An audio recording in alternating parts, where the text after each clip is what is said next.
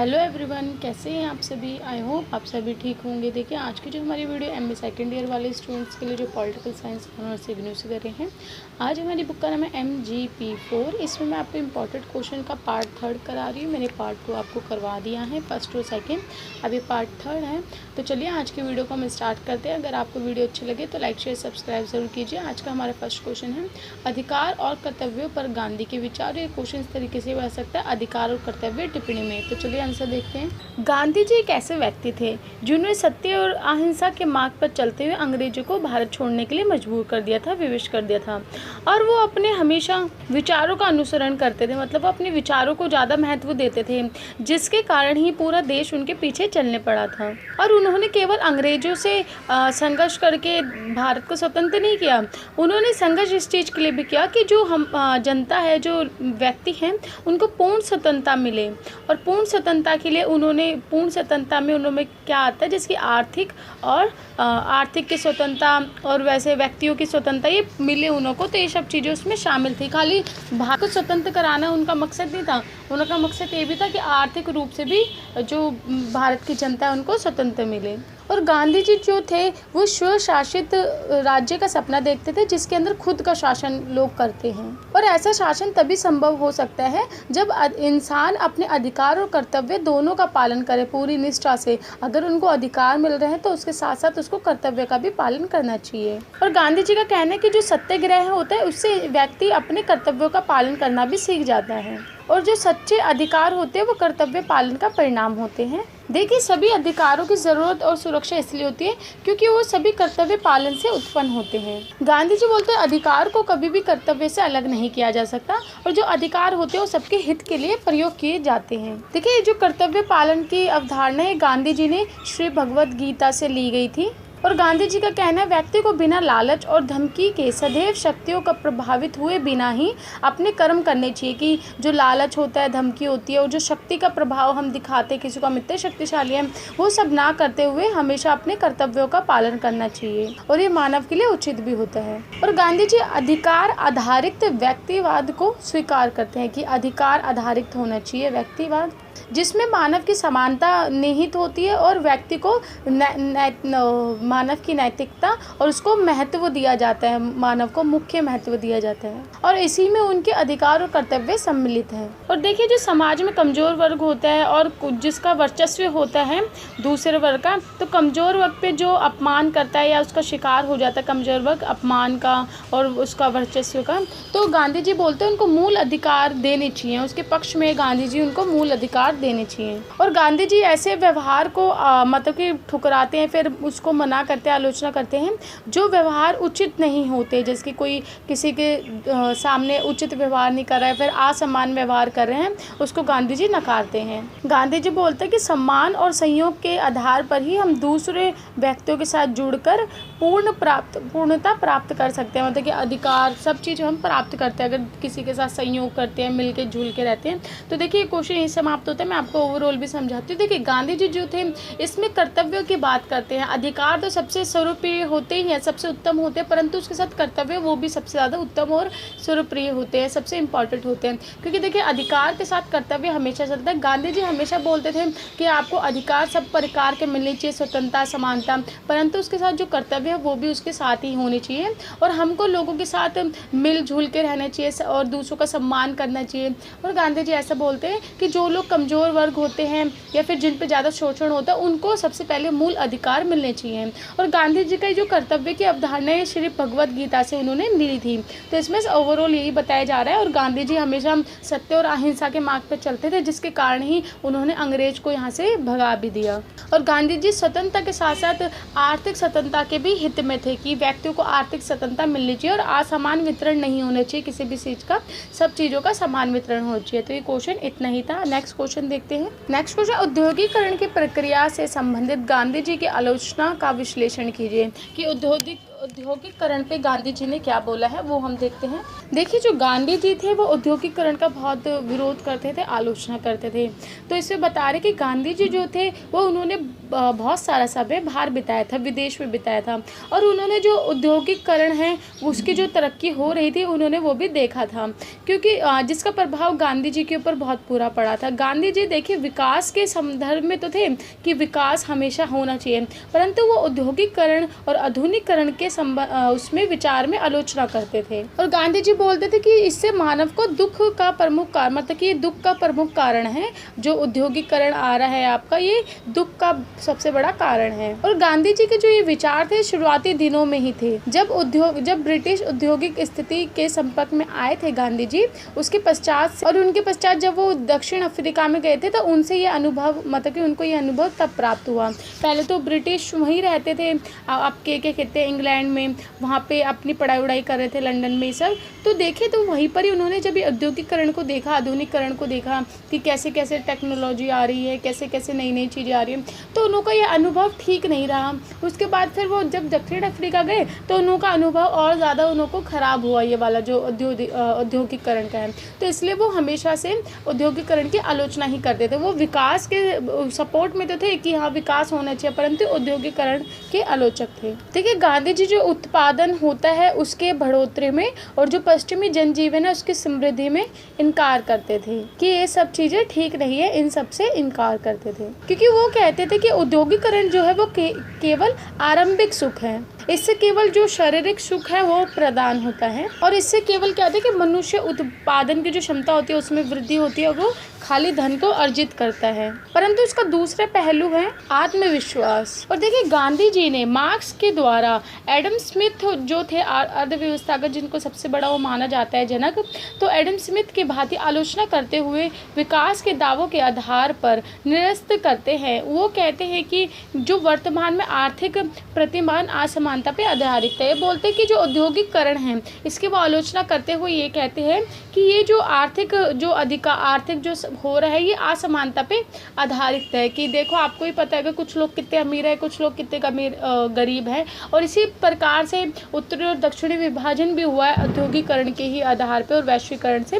तो ये उसी की बात करते हैं इसमें। वो कहते हैं कि उत्पादन क्षमता को हम बढ़ा भी लेते हैं, परंतु उसके बाद भी जो असमानता है वो बनी ही रहती है। जो मजदूर होता है वो न्यूनतम मजदूरी पे आश्रित होते हैं कि उसको बिल्कुल कम मजदूरी मिलती है जो पैसे मिलते हैं। और इसी के लिए गांधी जी एक इटली का उदाहरण देते हैं। इटली में क्या था कि एक मोजिनी के अधीन और दासता से ग्रस्त है, कि वहाँ पे दासता बहुत ज़्यादा है, मतलब कि लोगों को दास बना के रखते हैं। और आगे बोलते हैं कि जनसाधारण आवश्यकताओं की इच्छा के अनुरूप नहीं है, कि जो जनता होती है उसकी इच्छाओं के अनुरूप नहीं है, उसके विरुद्ध में है। ये बोलते हैं राजनीतिक स्वतंत्रता जब तक उसका कोई अर्थ नहीं है जब तक जो गरीब होते हैं और जो श्रमिक लोग होते हैं उनके जीवन में सुधार ना हो। और जो डाल्टन है वो कहते हैं कि गांधी जी ने एक अच्छे समाज का सिद्धांत दिया है जो भारतीय स्थिति के अनुकूल है। और ये जो सिद्धांत है ये ऐसी जगह पे, ऐसे समाज में व्यक्तिगत स्वतंत्रता की प्राप्ति और आपसी सहयोग और सम्मान पे आधारित है जहाँ पे आप सामाजिक समानता प्राप्त कर सकते हैं। जो गांधी जी का सिद्धांत है समाज को लेके, उससे हम क्या कर सकते हैं, आपसी सहयोगी और भाईचारे के रूप में जो सामाजिक समानता होती है उसको प्राप्त कर सकते हैं, क्योंकि उसमें सभी का भला होता है। और औद्योगिकरण के रूप में मूल सिद्धांत दिए हैं कुछ। पहला है अर्थव्यवस्था का मुख्य लक्ष्य होता है जन कल्याण और उत्पादन और विकास का। और जो मशीनी उत्पादन का मूल्य सिद्धांत है वह है कि मशीन व्यक्ति के लिए बनी है, ना कि मनुष्य मशीन के लिए बना है। और देखिए औद्योगिकरण का अर्थ क्या लगाते हैं कि अधिक से अधिक उत्पादन करना और शक्तियों का केंद्रीकरण करना और सत्ता और शक्ति का नीति निर्माण का आवश्यक ना होना और कम से कम करना।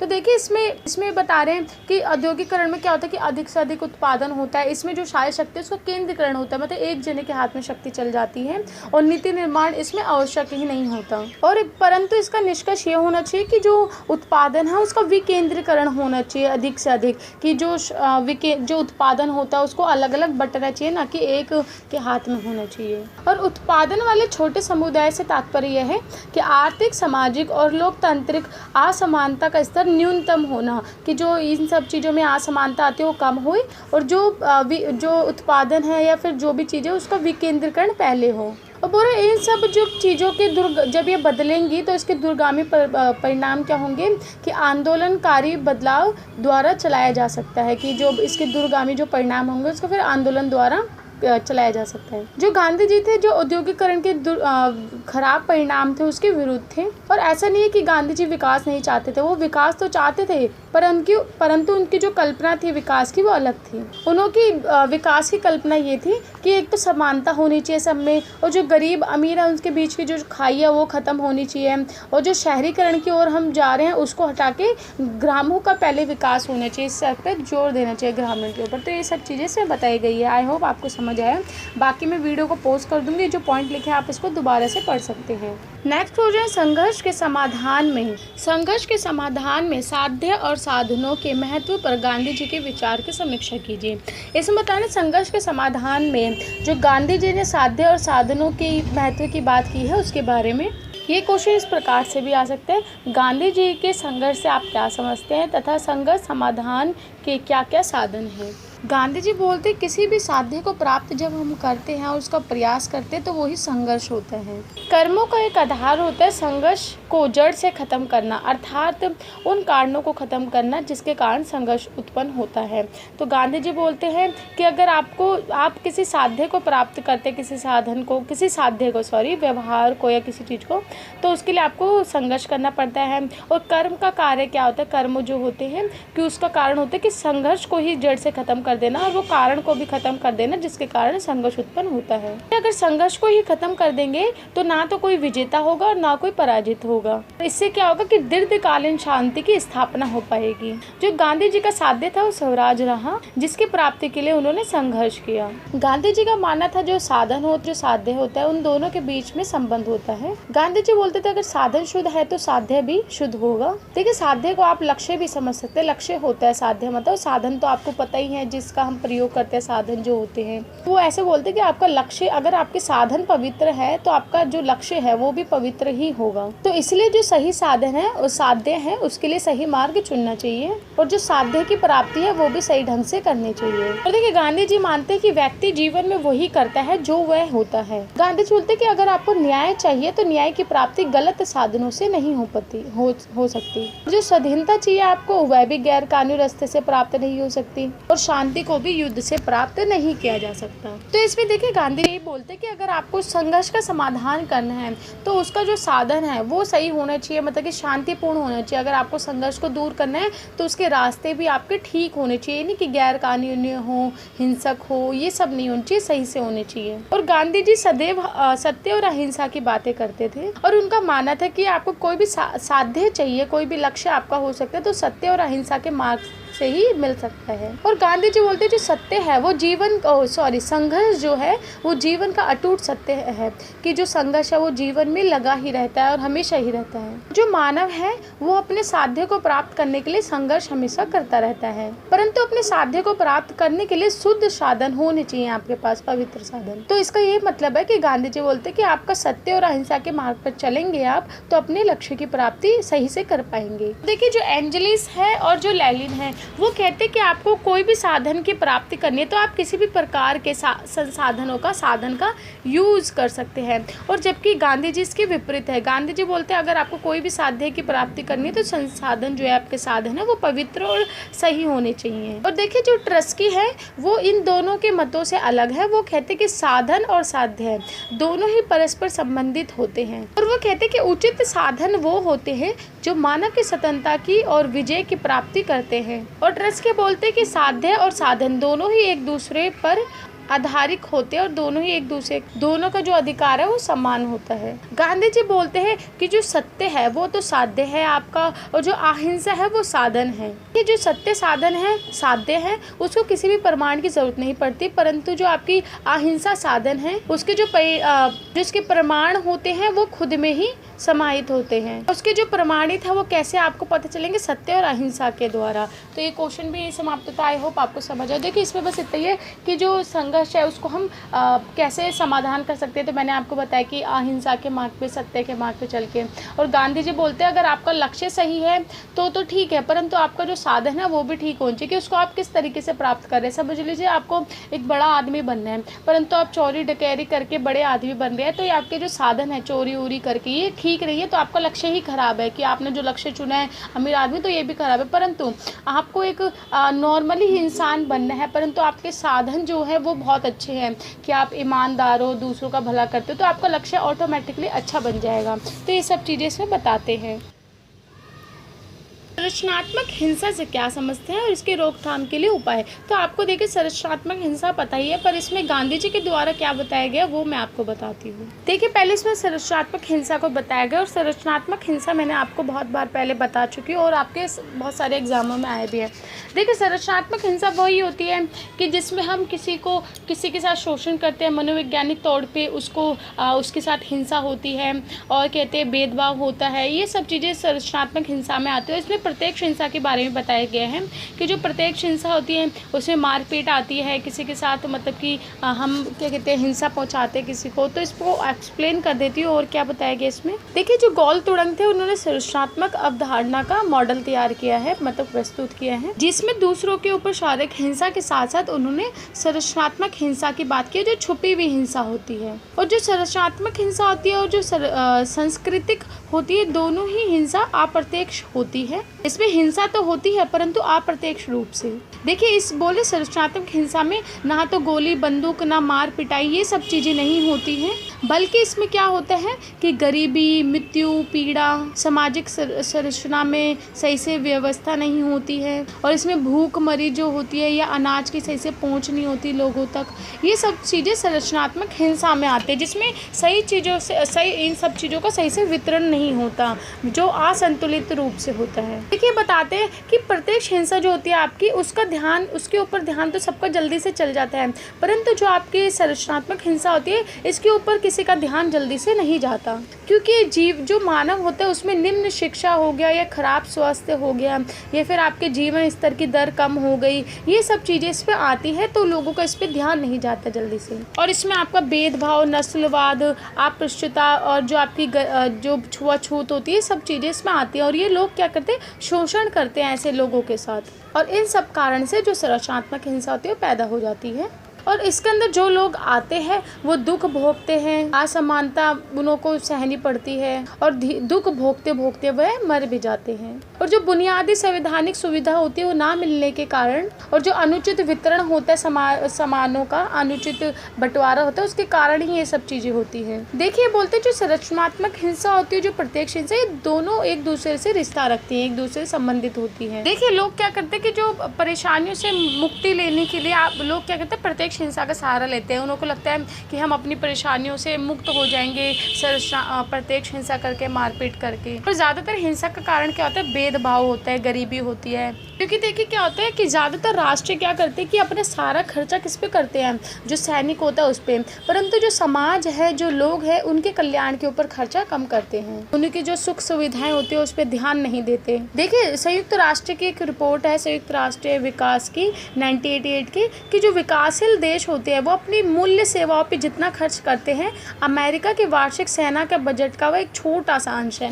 मतलब कि जो विकासशील देश जितना ज़्यादा अपनी सेवाओं पे खर्च करते हैं, उतना तो जो अमेरिका है वो अपनी सेना पे खर्च करता है, और वो भी छोटा सा अंश है उसका, पूर्ण रूप से नहीं बता रहे। और जो बाकी कारण है संरचनात्मक हिंसा का, वह है भूमंडलीकरण। भूमंडलीकरण से क्या हुआ, आपकी गरीबी और ज़्यादा बढ़ी है, देशों के बीच में दूरी हो गई है, और जिसको अधिक लाभ प्राप्त हो रहा है वो खाली अमीर वर्ग ही हैं, और जो बहुराष्ट्रीय कंपनियां हैं ये खाली विकसित जो देश होते हैं उसके ही पक्ष में होती हैं। और इससे मजदूरों की जो स्थिति और ज़्यादा खराब हो चुकी है, विनाशकारी हो गई है, और इससे वर्ग असंतुलन ज़्यादा पैदा हुआ कि वर्ग असंतुलन ज़्यादा होने लग गया है। गरीब देश गरीब और अमीर देश अमीर होता जा रहा है। तो ये सब तो आपका संरचनात्मक हिंसा के बारे में बताया। अब इसकी रोकथाम के ऊपर बताएंगे कि कैसे रोकथाम गांधी जी के द्वारा बताई गई है। देखिए गांधी जी का पूरा लक्ष्य उन संस्थाओं और नियमों का अंत करना था जो लोग ये बताते हैं, जो संस्था ये बोलते कि शोषण, भेदभाव ये सब चीज़ उचित है, तो गांधी जी उनका अंत करना चाहते थे।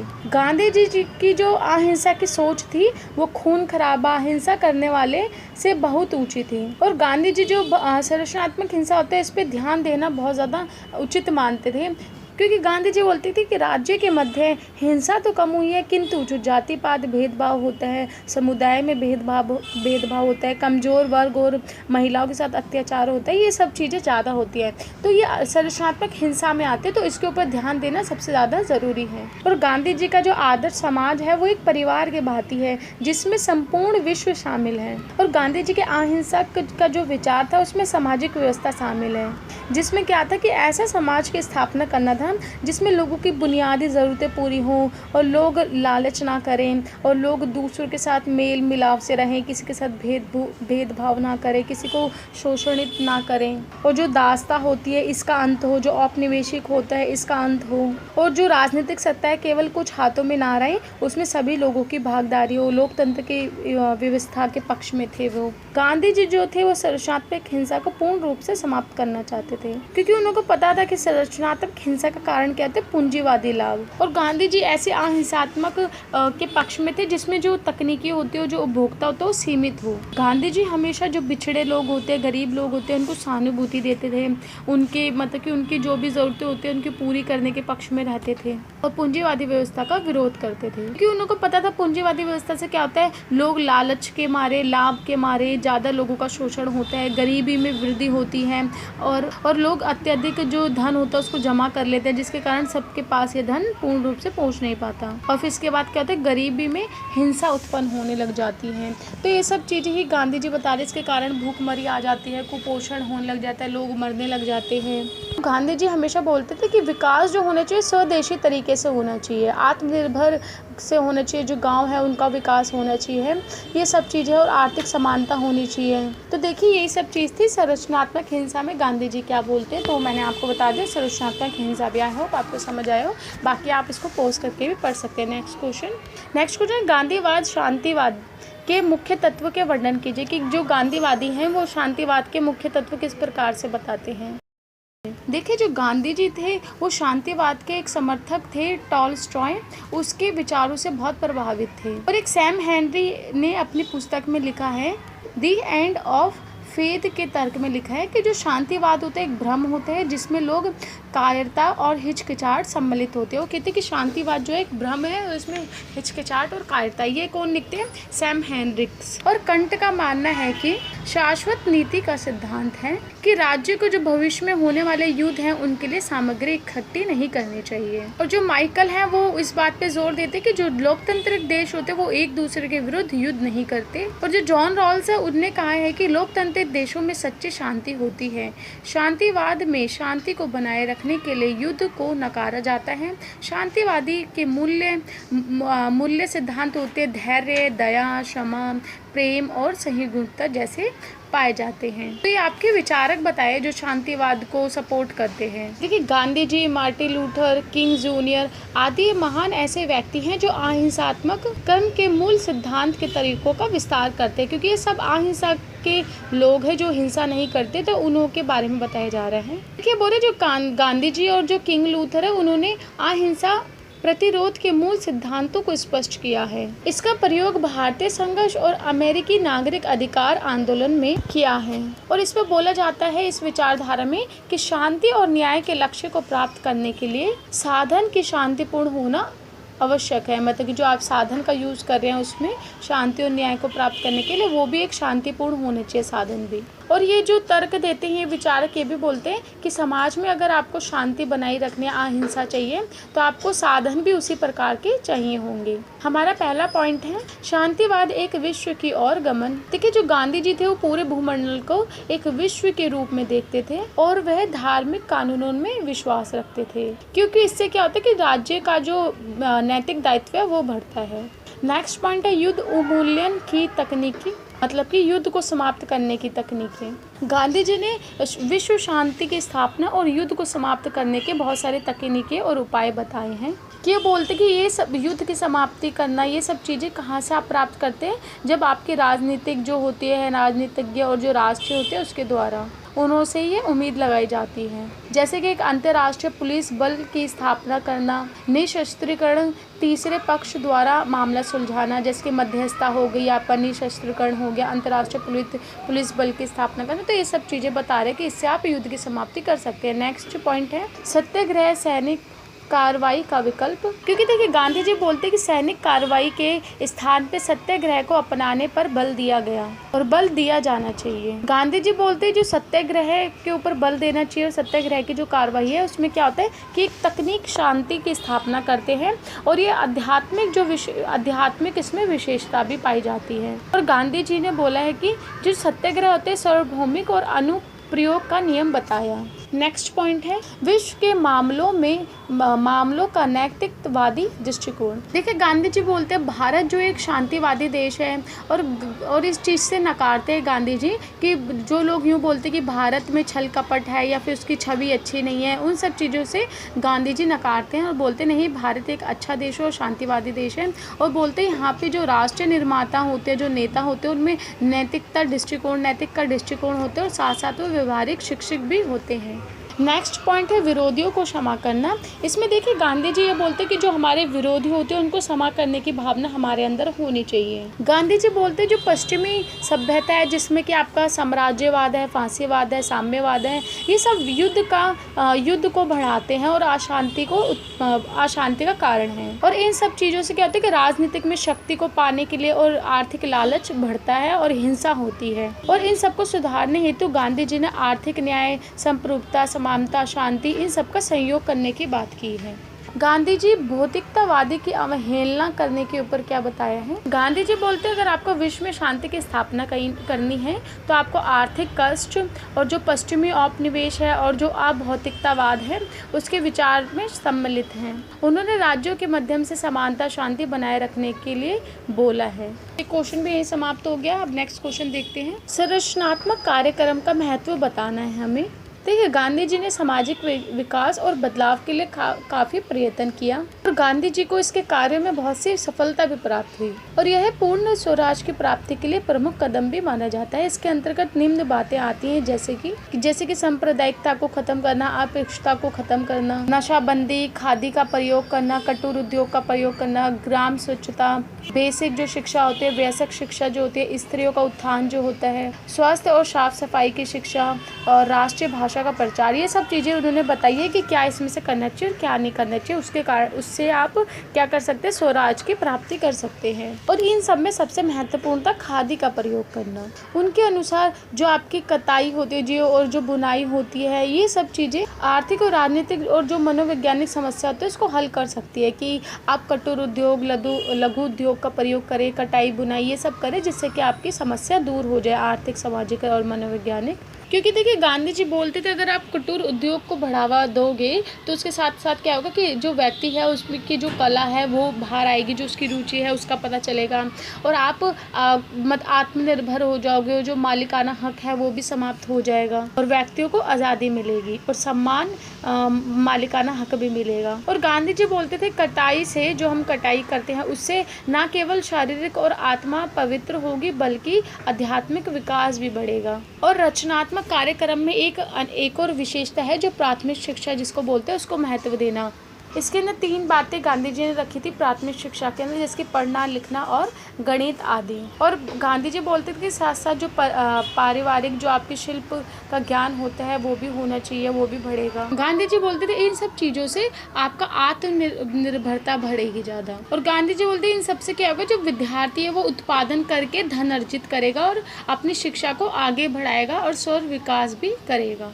गांधी जी जो थे वो शिक्षा को सबसे ज़्यादा महत्व देते थे क्योंकि उनका मानना था कि व्यक्ति की मस्तिष्क होते हैं उसको परिपक्व करती है, मतलब जो शिक्षा होती है वो व्यक्ति के जो मस्तिष्क होता है उसकी बुद्धि को होती है ज़्यादा वयस्क और परिपक्व करती है। गांधी जी प्लेटो की ही तरह जो शिक्षा है उसके मानव की क्षमता के रूप में बढ़ाने के पक्ष में थे क्योंकि जो पढ़ाया हुआ आसानी से समझ आ जाता है। और उन्होंने 14 वर्ष तक के बच्चों को मुफ्त शिक्षा देने के लिए भी सुझाव दिया था। और इसके इसके अलावा गांधी जी जो स्वच्छता होती है उसको भी सबसे ज़्यादा ज़रूरी मानते थे। जो स्वच्छता की शिक्षा होती है वो बहुत ज़्यादा ज़रूरी है, उस पर जोर भी देते थे। और गांधी जी बोलते थे जो समाज के पिछड़े वर्ग हैं उस पर ज़्यादा ध्यान देने की ज़रूरत है। और उन्होंने बाल विवाह, प्रथा प्रथा, महिलाओं पे जो अंकुश लगाते हैं, इन सब का विरोध किया था। इसी प्रकार से गांधी जी ने जो सत्याग्रह आंदोलन किया उसमें महिलाओं का बढ़ चढ़ के भाग लिया, कि महिलाओं का जो गांधी जी का आंदोलन था सत्याग्रह, उसमें महिलाओं ने बढ़ चढ़ कर भाग भी लिया था।